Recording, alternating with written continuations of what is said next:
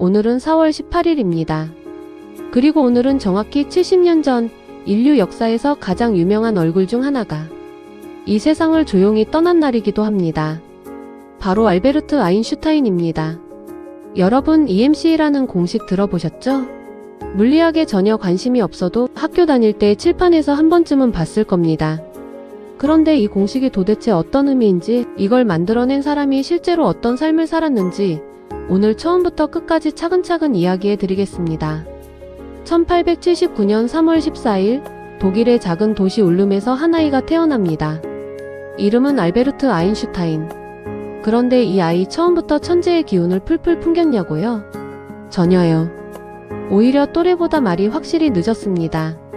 4살까지 말을 거의 못했다는 이야기가 퍼져 있는데 이건 조금 과장된 측면이 있고요. 실제로는 또래보다 말이 느린 편이었던 건 사실입니다. 7살이 될 때까지도 속으로 먼저 말을 중얼거리고 나서야 소리내어 말하는 독특한 습관이 있었다고 해요. 학교에서도 그리 눈에 띄는 학생이 아니었어요. 규율과 암기를 강조하는 당시 독일식 교육 방식과는 도무지 맞지 않았거든요. 일부 교사들은 그를 대놓고 문제 있는 학생이라고 부르기도 했습니다. 수학을 못했다는 루머가 오늘날까지도 떠돌고 있는데 이건 완전히 틀린 이야기입니다. 그는 어린 시절부터 수학과 물리에 뛰어난 실력을 보였어요. 다만 시키는 것을 그냥 외우는 방식을 본능적으로 싫어했을 뿐입니다. 아인슈타인의 머릿속을 가득 채운 건 늘 단 하나의 질문이었습니다. 바로 왜? 라는 질문이에요. 왜 빛은 그렇게 빠를까? 왜 시간은 항상 똑같이 흐를까? 왜 중력은 물체를 끌어당기는 걸까? 어른들이 아무렇지도 않게 넘기는 것들을 이 아이는 그냥 넘기지를 못했어요. 그리고 바로 그 집요한 호기심이 수십 년 뒤 물리학의 판을 완전히 뒤집어 놓게 됩니다. 그는 이렇게 말하기도 했습니다. 나는 특별히 똑똑한 것이 아니다. 단지 오래 생각할 뿐이다. 겸손한 말처럼 들리지만 이게 사실 핵심입니다. 남들이 당연하다고 지나친 것에 끝까지 질문을 던진 것, 그게 아인슈타인이었어요. 취리 공가대학을 졸업한 뒤 그는 원하던 교수 자리를 얻지 못합니다. 추천서도 제대로 받지 못했고 학계의 문은 좀처럼 열리지 않았어요. 결국 1902년 그는 스위스 베른의 특허청에 취직합니다. 발명품 특허 서류를 검토하는 평범한 사무직이었죠. 주변에서는 어쩌다 여기까지 왔냐고 안타깝게 봤을 수도 있어요. 그런데 여기서 반전이 시작됩니다. 특허청 일은 생각보다 여유가 있었고 아인슈타인은 그 시간을 고스란히 머릿속 사고 실험에 쏟아붓습니다. 빛을 따라 달리면 어떻게 보일까? 엘리베이터 안에 갇히면 중력과 가속도를 구분할 수 있을까?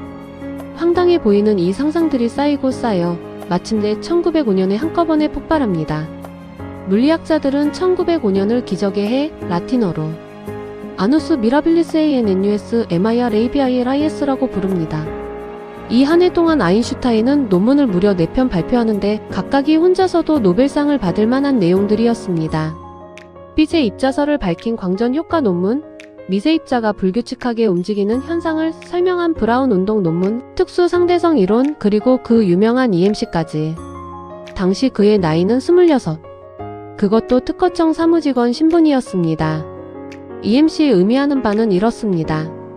질량과 에너지는 서로 변환될 수 있는 같은 것이고 아주 작은 질량 안에도 상상을 초월하는 에너지가 숨어 있다는 것. 이 개념이 훗날 핵에너지와 원자폭탄의 이론적 기반이 됩니다. 한 특허청 직원의 상상이 세상을 완전히 바꿔놓은 거예요. 그런데 여기서 많은 분들이 오해하시는 사실이 있습니다. 아인슈타인이 노벨상을 받은 건 상대성 이론 때문이 아니에요. 그는 1921년 노벨 물리학상을 수상했는데 수상 이유는 광전 효과 연구였습니다. 상대성 이론이 너무 혁신적인 나머지 당시 노벨 심사위원들이 아직 실험적 검증이 충분하지 않다고 판단했기 때문이에요. 세상에서 가장 유명한 이론을 만들고도 정작 그 이론으로는 노벨상을 받지 못한 겁니다. 노벨상이 아인슈타인을 유명하게 만든 것이 아니라 아인슈타인이 노벨상을 더 유명하게 만들었다는 말이 나올 정도였으니까요. 1915년에는 일반 상대성 이론이 완성됩니다. 이 이론의 핵심은 중력의 힘이 아니라 무거운 물체가 주변 시공간을 휘어지게 만드는 현상이라는 것입니다. 지구가 태양 주위를 도는 것도 태양이 잡아당기기 때문이 아니라 태양이 주변 공간을 오목하게 패이게 만들고 지구가 그 굴곡을 따라 움직이는 것이라는 설명이에요. 그리고 1919년 개기일식 관측을 통해 빛이 태양의 중력에 의해 실제로 휘어진다는 사실이 확인됩니다. 세계 언론은 일제히 떠들썩해졌어요. 하룻밤 사이에 아인슈타인은 과학자를 넘어 세계적인 스타가 됩니다. 이 일반 상대성 이론은 오늘날 GPS 위성 기술이나 블랙홀 연구에도 그대로 적용되고 있습니다. 당시 과학계에서 아인슈타인과 가장 유명한 지적 라이벌이 있었는데요. 바로 덴마크의 물리학자 닐스 보어입니다. 두 사람의 논쟁은 과학사에서 가장 드라마틱한 지적 대결로 꼽힙니다. 핵심 쟁점은 양자역학이었어요. 보어는 자연은 확률적으로 움직인다. 관측하기 전에는 아무것도 확정되지 않는다고 주장했고, 아인슈타인은 이에 강하게 반발했습니다. 그때 나온 유명한 말이 있죠. 신은 주사위를 던지지 않는다. 우주는 반드시 일정한 법칙에 따라 움직여야 한다는 믿음이었어요. 결과적으로 현대 물리학은 보어의 양자역학 해석을 기반으로 발전했지만 아인슈타인의 문제 제기는 지금도 물리학자들에게 중요한 화두로 남아 있습니다. 틀린 쪽이 더 위대한 질문을 던졌다는 평가도 있습니다. 인간 아인슈타인의 면면도 정말 흥미롭습니다. 양말을 거의 신지 않았는데 이유를 물으면 어차피 구멍이 나기 때문에 굳이 신을 필요가 없다고 했답니다. 머리는 늘 헝클어져 있었고 바이올린 연주를 즐겼으며 자동차 운전을 전혀 못해서 평생 면허도 없었어요. 그 유명한 혀를 내민 사진은 사실 7첫 생일에 기자들의 촬영 요청에 지쳐서 장난으로 찍은 것이라고 합니다. 그런데 그게 전설이 됐어요. 그리고 노벨상 상금은 이혼 합의에 따라 전 부인 밀레바 마리치에게 고스란히 지급했습니다. 결혼 전부터 노벨상을 받으면 상금을 주겠다고 약속했다는 이야기가 전해지기도 해요. 세기의 천재도 삶의 무게만큼은 비켜가지 못했던 겁니다. 루머 하나도 빠뜨릴 수 없겠죠. 그의 사후 부검을 맡은 병리학자 토머스 하비가 아인슈타인의 뇌를 가족의 허락도 없이 몰래 적출해 보존해버립니다. 가족도 처음엔 전혀 몰랐다고 해요. 이 뇌는 이후 수십 년간 하비의 손에 들려 여기저기로 옮겨 다니며 연구됐고 윤리적으로 엄청난 논란이 됐습니다. 한 기자가 하비를 직접 찾아가 뇌를 보는 과정을 담은 책이 출판될 정도였으니까요. 연구 결과 그의 뇌는 수학적 공간적 추론과 관련된 부위가 일반인보다 넓었다는 보고도 있습니다. 물론 그것만으로 천재성을 설명할 수는 없겠지만요. 나치가 독일을 장악하자 유대인이었던 아인슈타인은 1933년 미국으로 망명해 프린스턴 고등연구소에 자리를 잡습니다. 그리고 나치 독일이 먼저 핵무기를 개발할지 모른다는 우려 때문에 루스벨트 대통령에게 편지를 보냈고 이것이 맨해튼 프로젝트의 시작점이 됩니다. 하지만 히로시마와 나가사키에 원자폭탄이 떨어진 뒤 그는 깊은 후회 속에 평화운동에 헌신합니다.